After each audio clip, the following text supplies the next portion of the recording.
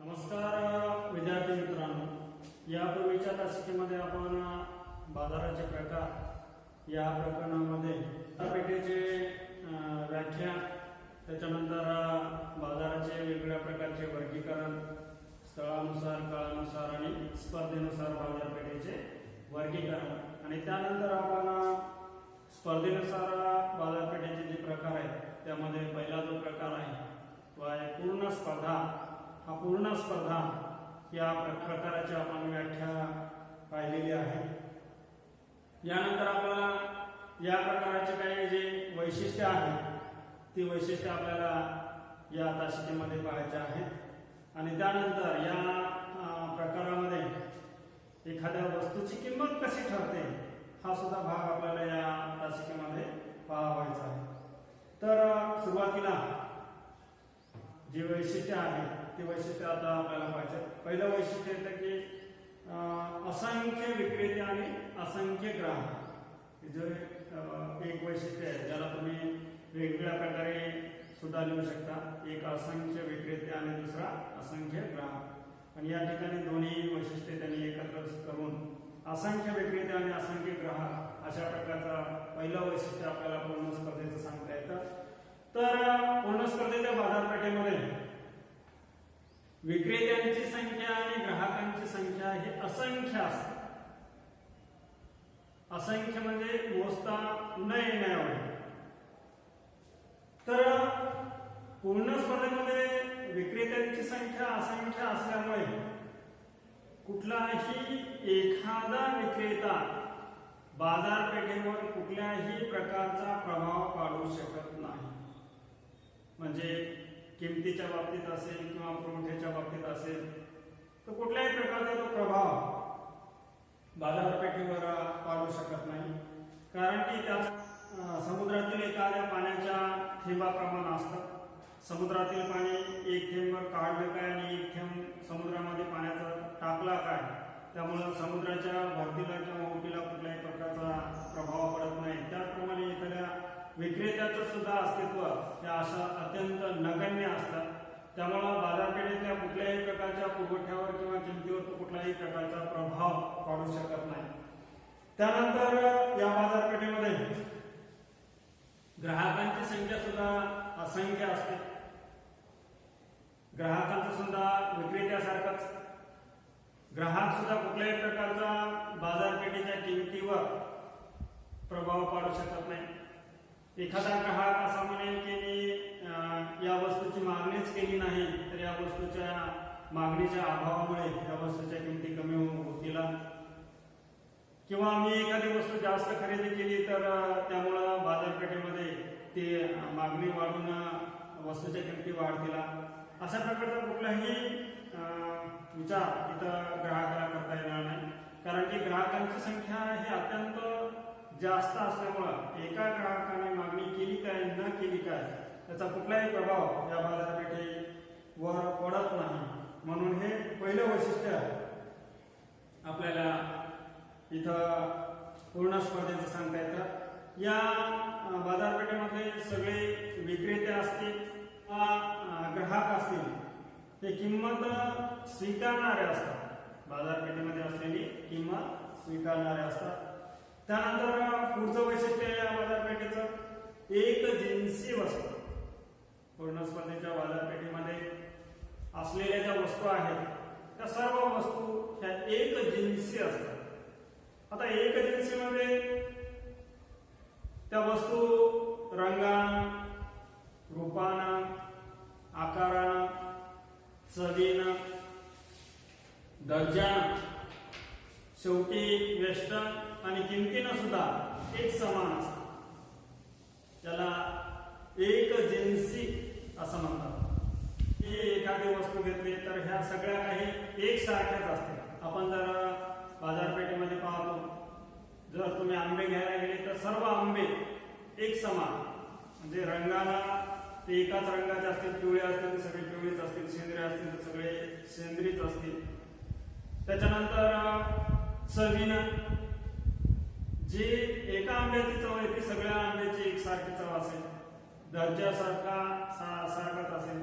तर दुसरी कुठलीही वस्तू जर तुम्ही घ्यायला गेला तर त्या सर्व वस्तू रंगानं, रूपानं, आकारानं, चवीनं सारख्या असणं यालाच आपण एक जिन्सी वस्तू असं म्हणतो. तर हे एक वैशिष्ट्य आपल्याला पूर्ण स्पर्धेचं सांगता येतात. त्यानंतर पुढचं वैशिष्ट्य आहे की या बाजारपेठेमध्ये येणारे ग्राहक विक्रेते असतील तर त्या विक्रेत्यांना बाजारपेठेमध्ये येण्याला आणि बाजारपेठेमध्ये निघून जाण्याला कुठल्याही प्रकारचं बंधन नसतं. म्हणजेच मुक्त प्रवेश आणि निर्गमन. आपल्याला या बाजारपेठेचं तिसरं वैशिष्ट्य सांगता येतं की या बाजारपेठेमध्ये मुक्त प्रवेश आणि निर्गमन असतं. निर्गमन म्हणजे निघून जाणे. आपण पाहतो की एखाद्या विक्रेत्याला असं वाटत असेल किंवा उत्पादकाला असं वाटत असेल की मला या वस्तूचं उत्पादन केलं आणि बाजारपेठेमध्ये मी जर ही वस्तू विकली तर त्या वस्तूपासून मला खूप काही फायदा होईल किंवा नफा होईल असं जर वाटत असेल तर असा कुठलाही विक्रेता किंवा उत्पादक ते उत्पादन करून बाजारपेठेमध्ये विक्री करण्यास त्याला कुठल्याही प्रकारची बंधनं नसते. म्हणजे इथं कुठल्याही प्रकारचा त्याला परवाना काढून विक्रीसाठी माल आणण्याची गरज नाही. तो बिना परवाना कुठल्याही प्रकारच्या वस्तूचं उत्पादन करून विक्रीसाठी आणू शकतो. त्याचप्रमाणे एखाद्या विक्रेत्याला असं वाटत असेल की मी हे जे काही उत्पादन करत आहोत त्या उत्पादनासाठी आलेला खर्च जास्त आहे पण मिळणारा मोबदला हा अतिशय कमी मिळतो. म्हणजे माझा तोटा होतो किंवा म्हटलं माझं या उत्पादनामध्ये कुठल्याही प्रकारचा फायदा होत नाही किंवा नफा होत नाही. मग असा कुठलाही उत्पादक किंवा विक्रेता या बाजारपेठेमधून सहज निघून जाऊ शकतो. म्हणजे त्याला निघून जाण्याला किंवा या बाजारपेठेमध्ये प्रवेश करायला कुठल्याही प्रकारचे बंधने नसतात. म्हणून त्याला मुक्त प्रवेश आणि निर्गमन हे एक वैशिष्ट्य या बाजारपेठेचं आपल्याला सांगता येतं.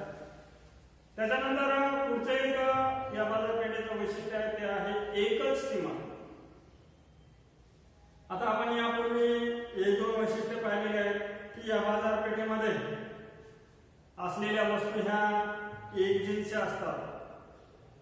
आता वस्तू जर एकजिन्सी असेल म्हणजे रंगानं, रूपानं, आकारानं, चवीनं, वजनानं सगळ्याच गोष्टीमध्ये जर एकसारखे असेल तर त्याची किंमत कशी वेगळी ठेवता येईल. म्हणून या बाजारपेठेमध्ये असलेल्या सगळ्या वस्तूंची म्हणजे एक प्रकारच्या वस्तूची किंमत ही एकसारखी असते.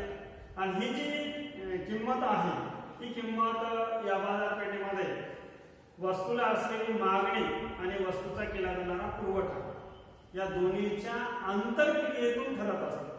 जे की आपल्याला याच्या पुढच्या मुद्द्यामध्ये पाहायचं आहे की पूर्ण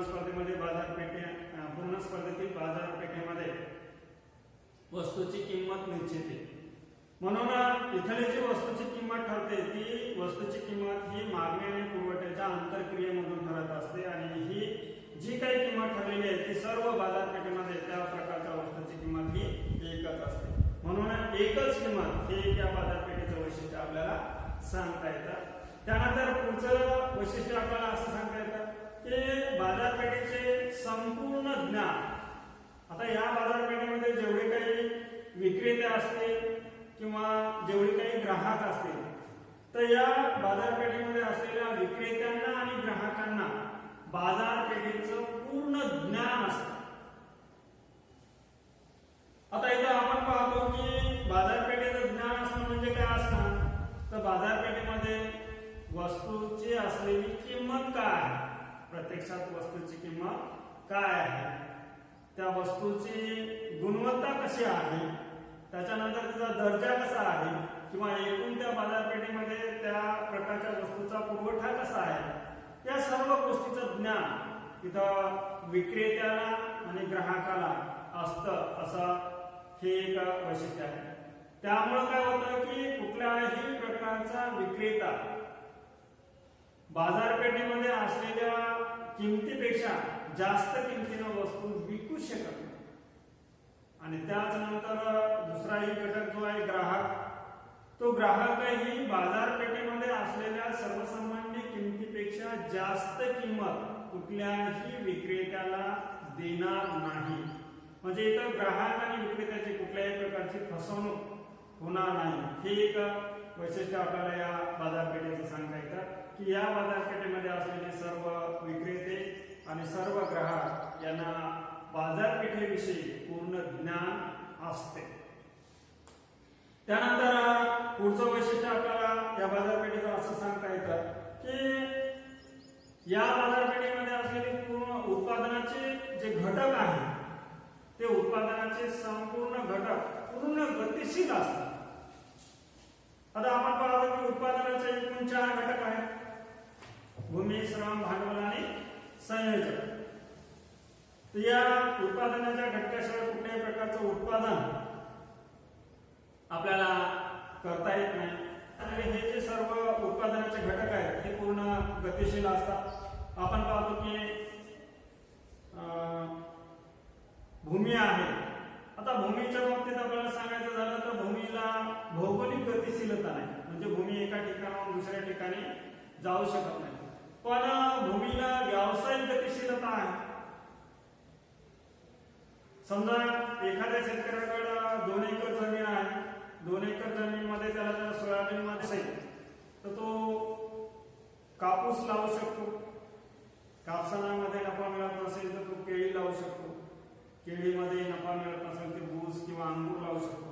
म्हणजे भूमी असं म्हणू शकत नाही की मी सोयाबीनसाठीच आहे, मला केळी किंवा अंगूर जमत नाही. म्हणजे शेतकऱ्याच्या मनानुसार त्या भूमीचा उपयोग शेतकरी करून जास्तीत जास्त नफा मिळवण्याचा प्रयत्न करू शकतो. म्हणजे भूमीला जरी भौगोलिक गतिशीलता नसली तर व्यावसायिक गतिशीलता आहे.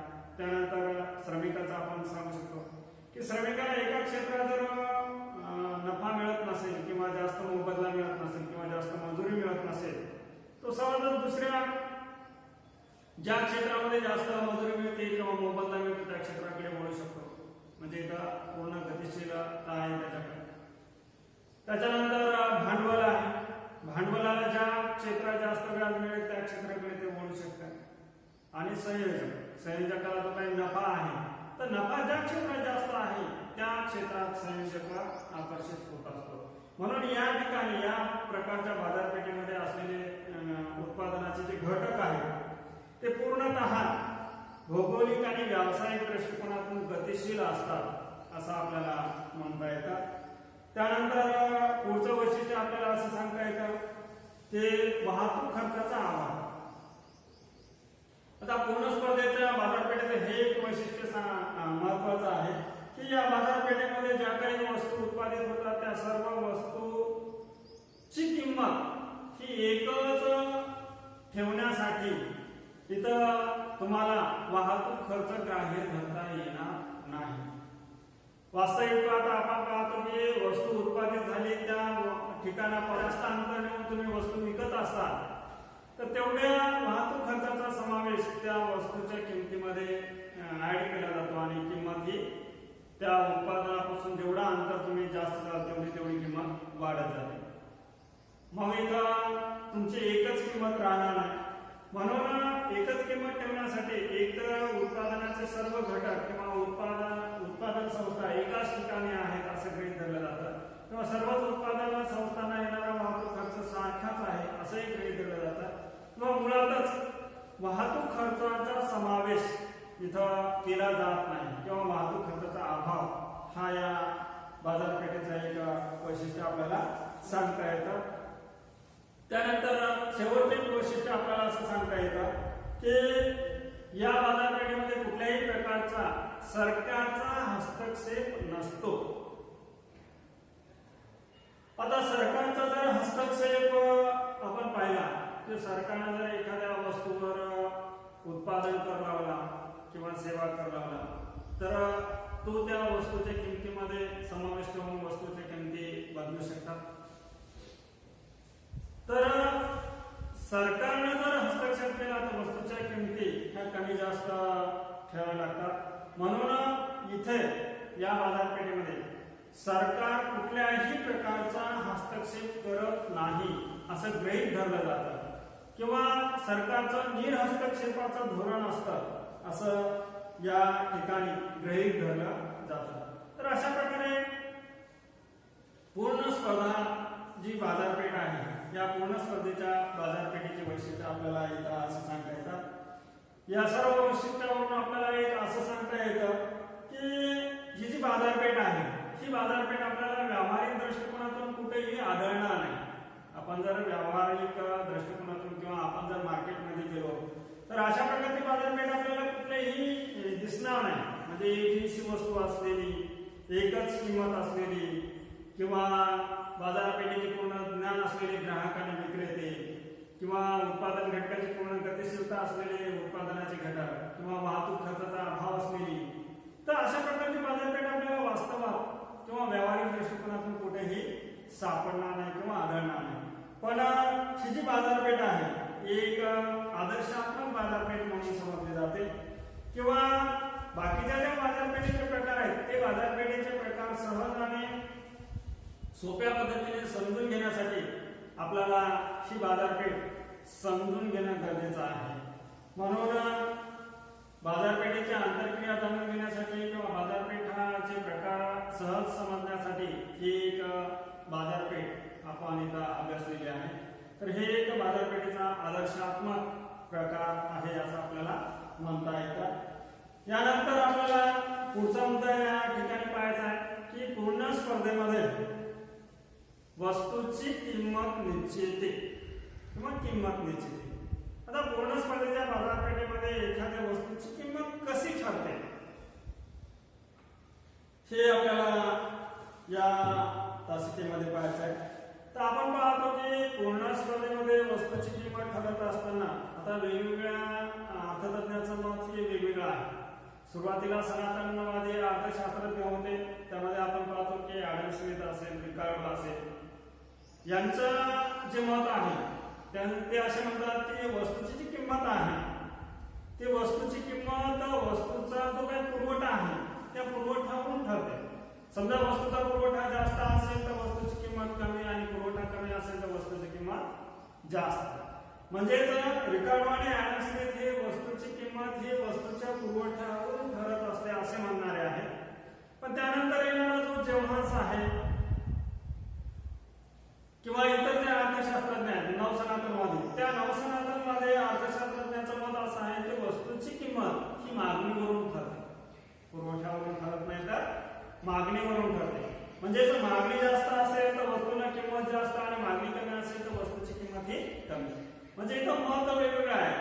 सनातनवादी ॲडम स्मिथ किंवा रिकार्डो हे वस्तूची किंमत पुरवठ्यावरून ठरते असं म्हणतात, तर जेव्हासारखे अर्थशास्त्रज्ञ वस्तूची किंमत ही मागणीवरून ठरते असे म्हणतात. म्हणजे नेमकी वस्तूची किंमत पुरवठ्यावरून ठरते का मागणीवरून ठरते हे निश्चित करणं अवघड होतं. म्हणून मार्शल यांनी या दोन्हीचा एक सुवर्ण मध्य साधला. त्याने वस्तूची किंमत ही केवळ पुरवठ्यावरूनही ठरत नाही आणि मागणीवरूनही ठरत नाही, तर दोन्हीच्या संयोगातून ठरते असं मत मार्शल यांनी सांगितलेले. आणि त्यासाठी त्यांनी एक उदाहरण पण दिलेलं आहे, कात्रीचं उदाहरण. जसे की कात्रीच्या कुठल्याही एका पात्यानं कपडा कापणं शक्य नसतं. जोपर्यंत कात्रीचे दोन्ही पाते एकत्र येत नाही किंवा दोन्ही पाते एकमेकाशी घर्षण करत नाहीत तोपर्यंत कपडा कापला जात नाही. जरी आपल्याला असं वाटत असेल की खालचं पाते हे स्थिर आहे, फक्त वरचं पात हलते आणि एकाच पात्यानं कपडा कापला जातो असं जरी वाटत असलं तरी खालचं पाता असल्याशिवाय कपडा कापला जाणार नाही. म्हणून कात्रीचं उपमा देऊन केवळ मागणी किंवा केवळ पुरवठ्यानं वस्तूची किंमत ठरत नाही, तर मागणी आणि पुरवठा या दोन्ही घटकावरून वस्तूची किंमत ठरते असं मार्शलनं मत व्यक्त केलेलं आहे. आणि त्यानंतर म्हणजे स्टोनियर आहे, हे काय असे मार्शलच्या कालखंडामध्ये जे काही अर्थशास्त्रज्ञ आहेत त्या अर्थशास्त्रज्ञांनी मग मार्शलच्या मताला दुजोरा दिला आणि त्यांनी सुद्धा असं म्हटलं की वस्तूची किंमत ही कुठल्याही एका घटकावरून ठरत नसून दोन्ही घटकाच्या संयोगातून ठरत असते असं मत त्यांनी व्यक्त केलेलं आहे. आणि म्हणूनच ह्या दोन्ही घटक ज्या ठिकाणी एकत्र येतात आणि त्या ठिकाणी वस्तूची किंमत ठरते त्या किमतीला समतोल किंमत असं म्हटलं जातं. म्हणून मग आपल्याला समतोल किंमत ही एक संकल्पना इथं पाहावी लागते. आता समतोल किंमत म्हणजे काय, तर ज्या किमतीला वस्तूची मागणी आणि वस्तूचा पुरवठा समान होतो, ज्या किमतीला वस्तूची मागणी आणि वस्तूचा पुरवठा समान होतो ती किंमत म्हणजेच समतोल किंमत होय. तर अशा प्रकारे नवीन एक संकल्पना इथं आलेली आहे, समतोल किंमत. आता हे समतोल किंमत म्हणजेच एक स्थिर एखाद्या वस्तूची किंमत कशी ठरते हे पाहायचं आहे.